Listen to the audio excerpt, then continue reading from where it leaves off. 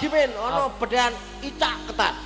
Icak ketan ki apa? Kaki mata ning suketan. Oh, ora saiki zaman bapakmu dhisik nek ndakel ngono kuwi. Iya. Burnas kopen. Bubur. Bubur panas kokopen. Ro ndulwati.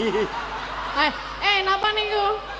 Jeruk kemandul disawati. Aduh. Apa? Mbah. Kowe ora duwe we. Napa? Duwe wis jeruk apa kowe? Gadah. Endi? Ning omah. Ra iso. Jenengan duwe. Ora ta? Duwe ning cilik. Cilik tor kisut.